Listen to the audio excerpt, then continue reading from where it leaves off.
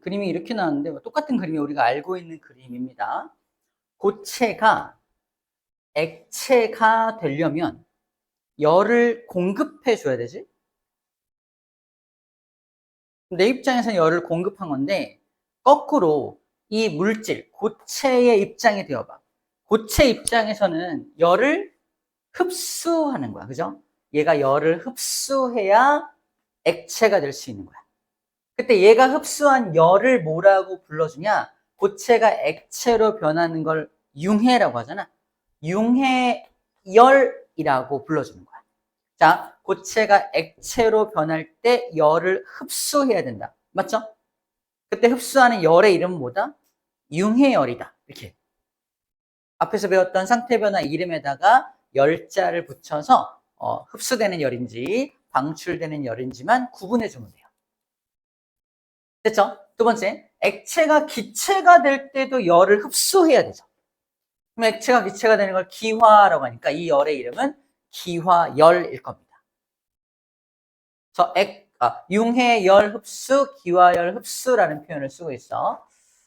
그 다음에 고체가 바로 기체가 되려고 하더라도 열 에너지를 흡수해야 되죠.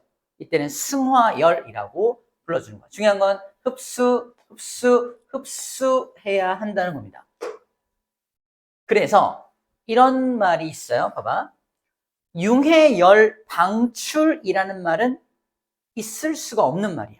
맞죠? 융해되는데 어떻게 열을 방출할 수 있지? 말도 안 되는 거야. 그래서 융해열에는 무조건 흡수라는 말이 따라오는 거고 기화열에도 무조건 흡수라는 말만 따라올 수밖에 없습니다. 그 다음에 고체가 기체가 되는 승화일 경우에도 무조건 흡수라는 말밖에 따라올 수가 없겠네요. 그죠? 반대로 이제 냉각하는 경우를 볼게요. 냉각하는 경우. 자, 기체부터 출발할게. 기체가 액체가 되려면 봐봐. 에너지가 많은 기체가 에너지가 적은 액체가 되려면 열을 버리고 내려가야 돼. 그죠? 열을 버려야 됩니다. 그래서 열을 방출한다고 표현해요. 기체가 액체로 변할 때 열을 방출할 수밖에 없겠죠. 그때 방출하는 열을 무슨 열이라고 한다? 액화열이라고 부르면 되겠죠. 기체가 액체로 바뀌는 게 액화니까. 그 다음에 액체가 고체가 될 때도 에너지가 많은 액체가 에너지가 적은 고체가 되어야 하니까 열을 방출해야겠네요. 그죠?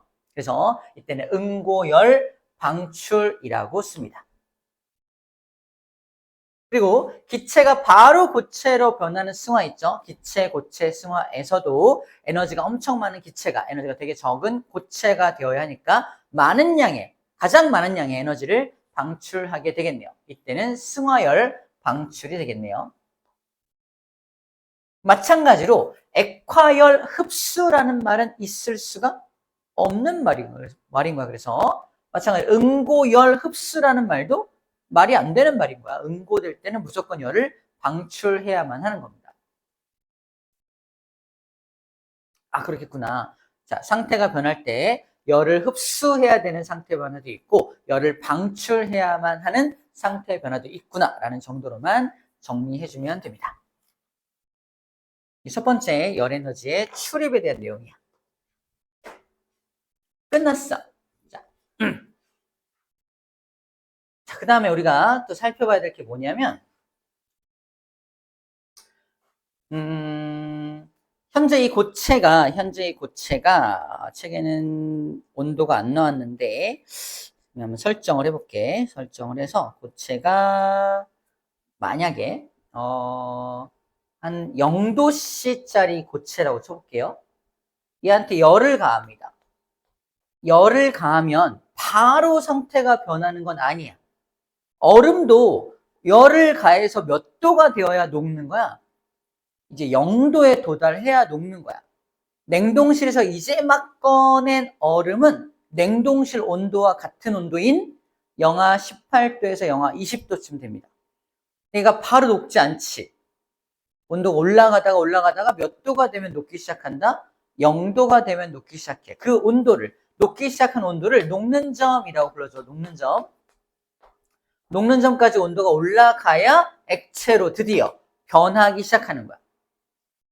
내가 열을 공급할 때 바로 녹는 점까지 가는 게 아니지. 천천히 온도가 쭉 올라가다가 녹는 점에 도달하면 이렇게 액체로 녹기 시작하는 거잖아. 융해되기 시작하는 거야. 자, 이런 형태를 그래프로 그려준 게 밑에 나와 있는 가열곡선 그래프예요. 자, 이 그래프 이제부터 분석할게요. 자, 고체 상태의 물질이 있습니다. 쌤이 설정한 온도는 여기가 0도C 정도로 설정을 해볼게요. 이 녀석의 녹는 점은 한 50도C 정도에서 녹는 물질이라고 한번 설정해 볼게요. 자, 0도C짜리 물질한테 열을 가합니다. 이게 가열곡선이니까, 가열곡선이거든요. 이게 가열곡선, 열을 공급하는 가열곡선. 가열곡선이니까 계속해서 일정한 양의 열을 공급하고 있는 중이야. 일정한 양의 열을 공급하고 있는 중입니다. 자, 가열할 때 온도가 일정하게 쭉 올라가는 거 보이죠? 온도가 쭉 올라갑니다. 온도가 쭉 올라가기만 해. 자, 이때 요 구간을 가 구간이라고 한다면, 잘 봐. 내가 가한 열이 어디에 이용되고 있냐고 물어봅니다. 내가 열을 가하고 있잖아. 열 에너지를 가하고 있잖아. 내가 가한 열 에너지가 뭐 하는데 이용되고 있어? 그러면 온도를 올리는데 이용하고 있습니다. 사용하고 있습니다. 라고 불러주는 거예요. 온도를 올려주는데 이용하고 있는 거야. 자, 그러면 이게 녹는 점에 도달하고 나서도 내가 똑같이 열을 가합니다. 똑같이 열 에너지를 공급할 거야. 그러면 계속 온도가 올라가야 될 거 아니야. 근데 두 번째 구간 봐봐. 온도가 올라가니 안 올라가니? 안 올라갑니다. 아니, 열을 계속 가하고 있는데 왜 온도가 올라가지 않냐? 이게 이번 여기 파트에서 가장 중요한 내용이야. 분명히 에너지를 공급하고 있잖아. 근데 왜 온도가 안 올라가냐는 거지. 이때 상태 변화가 일어나는 거야. 봐봐. 고체 상태였던 녀석이 드디어 분자 간의 거리가 흩어지기 시작하는 구간이 여기잖아. 고체가 액체로 변하는, 즉 융해라고 하는 상태 변화가 일어나는 구간이야. 그러려면 분자 간의 거리가 가까웠다가 분자 간의 거리가 멀게 하는데도 에너지가 필요할 거 아니야. 바로 거기다 쓰는 거야.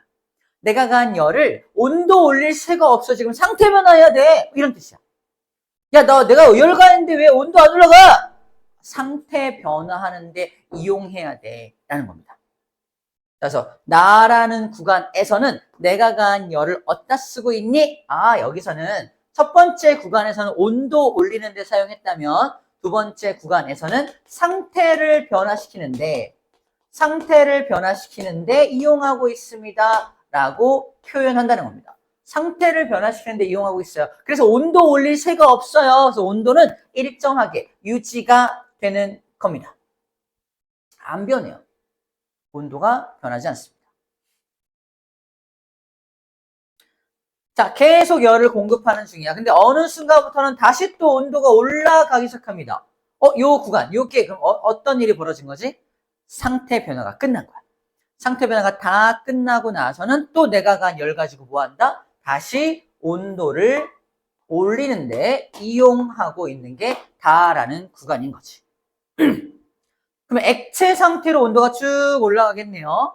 액체 상태로 온도가 쭉 올라가다가 드디어 이제 또 뭐가 어느 지점에 도달해? 끓는 점. 이 물질의 끓는 점을 임의로 쌤이 100도씨라고 설정해 볼게요. 100도씨가 되었을 때 끓는다고 한다면 마찬가지로 내가 똑같이 열을 가하고 있는데 여기는 온도가 올라갔잖아. 여긴 또 온도가 또 안 올라가네. 여긴 또 왜 안 올라가? 마찬가지 여기도 끓는 점이니까 액체가 기체로 변화하는 상태 변화가 일어나는데 이 열을 이용하고 있는 겁니다. 정리하면 상태 변화가 일어날 때는 온도가 올라간다, 안 올라간다? 안 올라간다는 게 포인트예요. 왜 안 올라가? 그러면 상태 변화하는데 그 열을 쓰고 있기 때문입니다. 상태 변화할 때 무슨 열이 필요해? 분자 간의 거리를 멀게 해야 하기 때문에 에너지가 필요합니다. 등등 여러 가지 말로 설명할 수 있다는 겁니다. 그래서 다 기체로 변하고 나면, 잘 봐. 다 기체로 변하고 나서도 또 가열하면 기체 상태로 온도가 쭉 또 올라가요. 기체는 온도가 정해져 있는 게 아니라 기체도 열을 가하면 기체의 온도가 계속 올라갑니다. 기체 온도가 쭉 올라가. 기체 이상의 상태 변화는 지금 없죠. 기체 상태가 열을 공급하면 공급하는 대로 온도가 막 올라갈 수 있기 때문에 굉장히 뜨거운 수증기 같은 게 굉장히 위험한 거야. 우리 밥할 때 마지막에 취사가 완료될 때 막 치 나오잖아. 집에 밥할 때 굉장히 뜨거운 수증기이기 때문에 함부로 손을 대거나 하면 안 되는 겁니다. 엄청 뜨거워요. 그래서 자, 중요한 내용 다 했어요. 가열 곡선에서 내가 일정하게 계속 가열하고 있는데 어느 구간에서는 내가 가열한 열을 가지고 온도를 변화시키고 어느 구간에서는 내가 가한 열을 가지고 상태 변화하기 때문에 온도가 올라가지 않는 그래프가 그려진다는 겁니다. 첫 번째 수평 구간, 두 번째 수평 구간이라 부르는데 첫 번째 수평 구간은 고체로 출발했다면 녹는 점이고 두 번째 수평 구간은 액체가 기체가 되는 거니까 끓는 점이라고 불러줍니다. 자, 녹는 점이라고 표현하고 끓는 점이라고 표현하는 거야. 수평 구간의 온도, 그 수평 구간의 온도를 뭐라고 부르냐? 자, 첫 번째 수평 구간의 온도는 녹는 온도, 녹는 점이고요. 두 번째 수평 구간의 온도는 끓는 온도니까 끓는 점입니다. 라고 불러주는 겁니다. 처음 스타트가 고체인지 액체로 출발, 이거 처음 스타트가 뭔지가 되게 중요해. 그래프를 볼 때 처음 스타트가 고체였네? 근데 어느 문제에서는 액체로 출발하는 경우도 있거든? 액체로 출발하는 경우에는 첫 번째 수평 구간이 바로 끓는 점이 되겠지. 두 번째 수평 구간은 나타나지 않습니다. 계속 온도가 쭉 올라가는 그래프가 그려지게 되겠죠. 자, 이게 가열 곡선을 해석하는 방법이야. 어렵지 않죠? 어렵지 않습니다.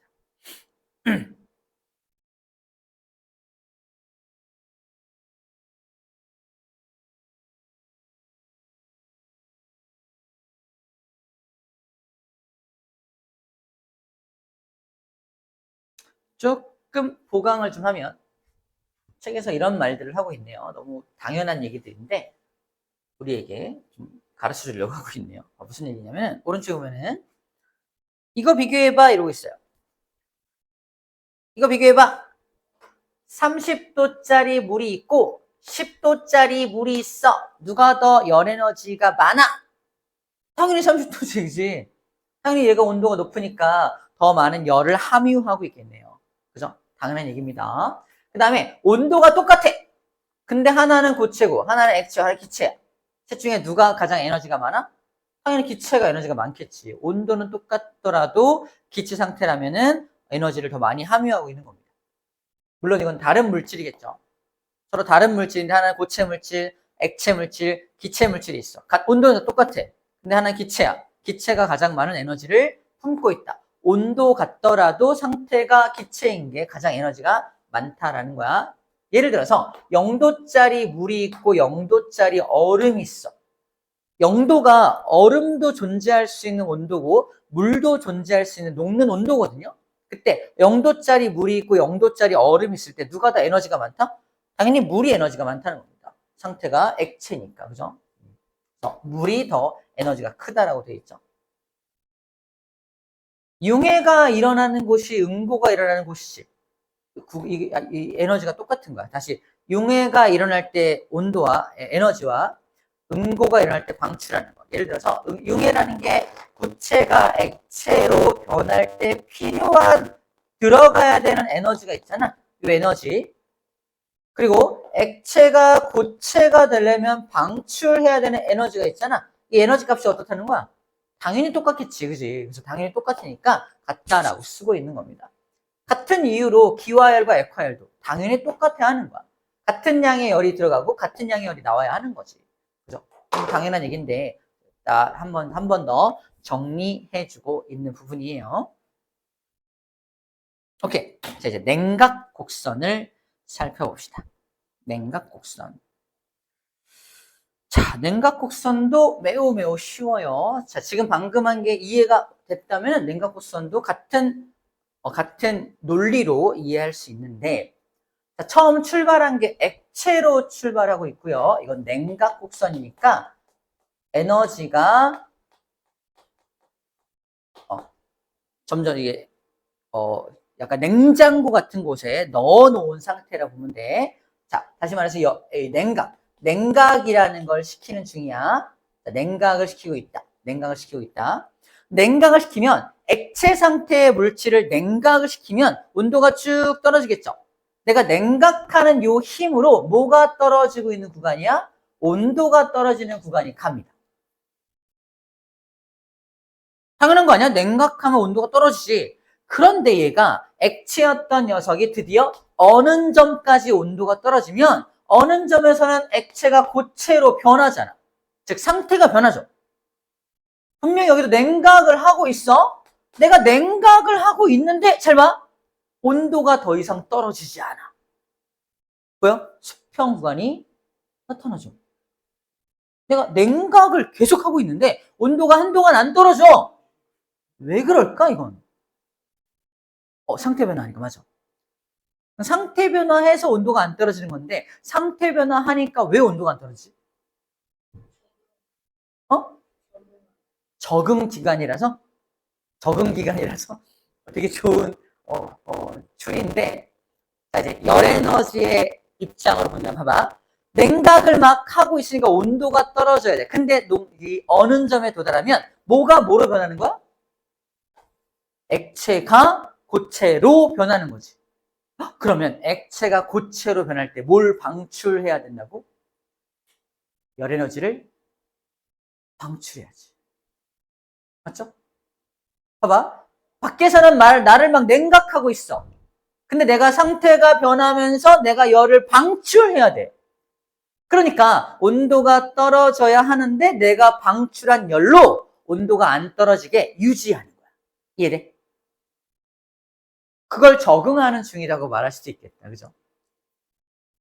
그래서 당연히 이 이름은 상태 변화하기 때문입니다 라고 말해주면 돼. 맞아. 상태 변화하기 때문입니다 라고 말해주면 되는데 추가적으로 상태 변화할 때는 이 상태 변화하는데 근데 왜 온도가 안 떨어져? 라고 말한다면 상태 변화할 때 온도가 떨어지지 않게 스스로 액체가 고체로 변하면서 열을 방출하기 때문에 온도가 떨어지지 않게 되는 겁니다 라고 말해주는 겁니다.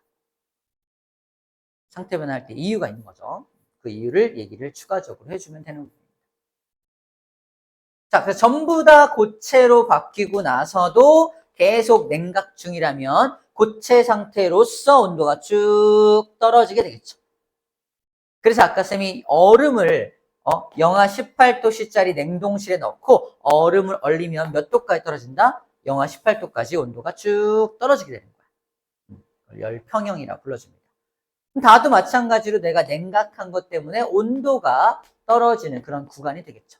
중요한 건 상태 변화 구간에서 왜 온도가 떨어지지 않는지에 대해서 우리가 설명할 수 있냐 없냐를 이제 물어볼 겁니다.